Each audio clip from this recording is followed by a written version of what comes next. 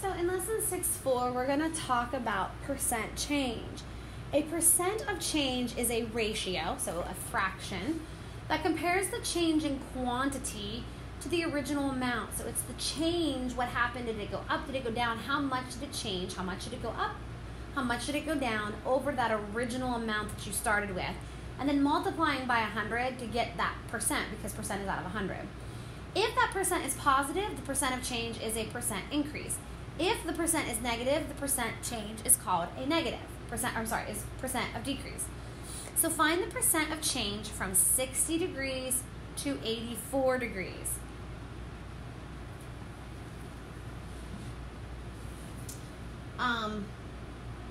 So you want to find the amount of change.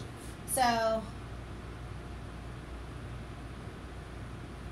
start with the second number and subtract the first number. So it's always that new amount minus the original. So I might write this down too. So it's the new, I say minus the old to help her remember. So the new minus the old over the old, which is that original. So if you think about this, if I want the amount of change, I want to take the new minus the old, and the old would be the original amount times 100. So that's one way to think about that. So then what I do is I take the new, which is 84, minus the old, which was 60, and I'm going to put it over the old, which is 60, and then I'll remember to multiply by 100. So then 84 minus 60 is 24 over 60 times 100 to get our percent. 24 over 60 times 100 is what we end up with is 40%. That percent is positive, so that is a 40% increase because it is positive.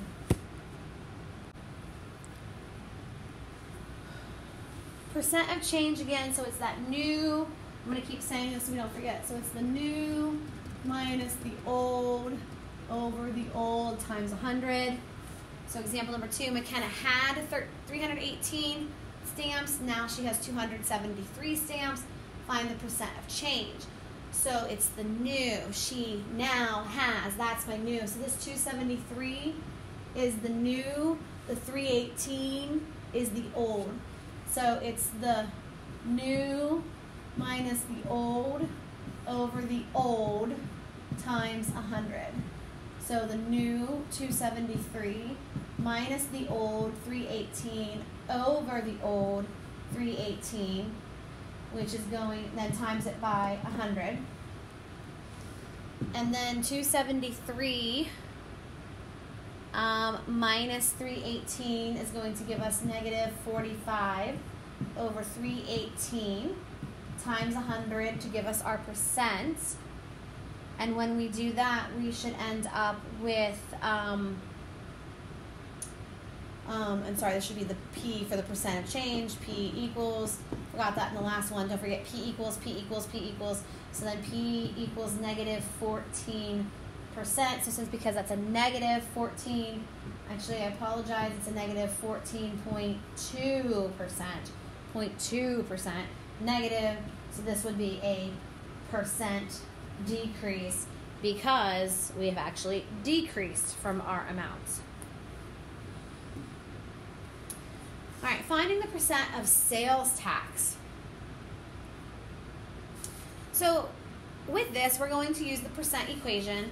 So if you remember from the last one, it was the part equals the percent times the whole, which was our is equals percent times our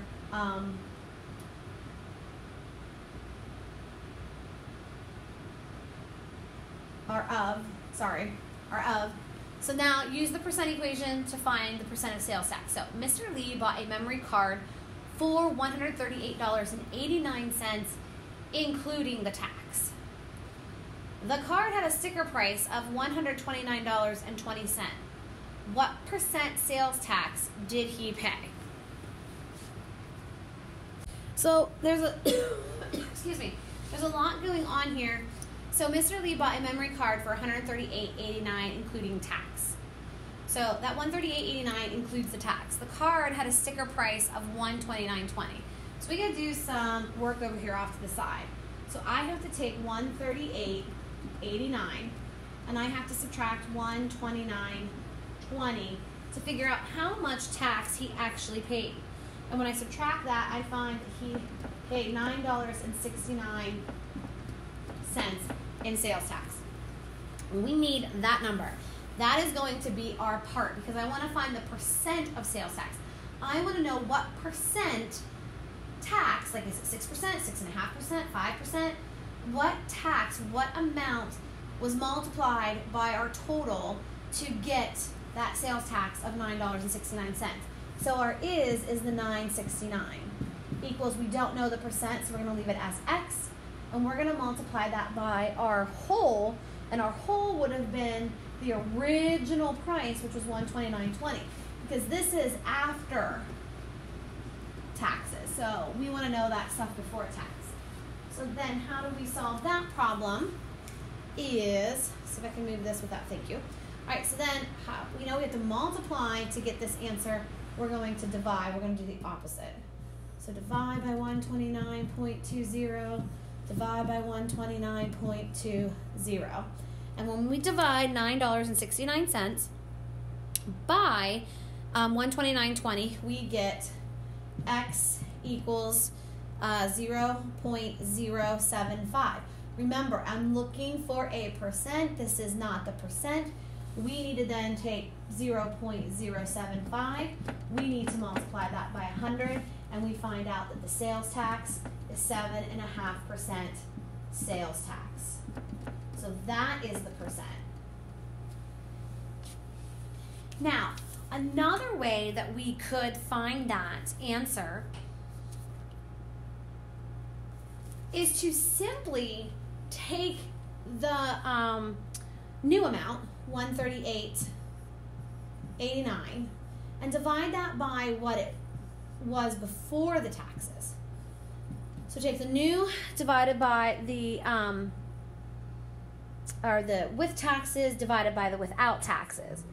If we divide them, I get 1.075.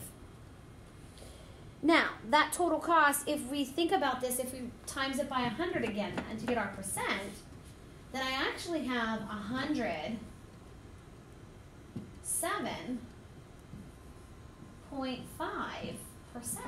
Well, we know this is all out of 100%, so I don't need that 100 part of it. I just need that extra piece, which was that 7.5% is what I need.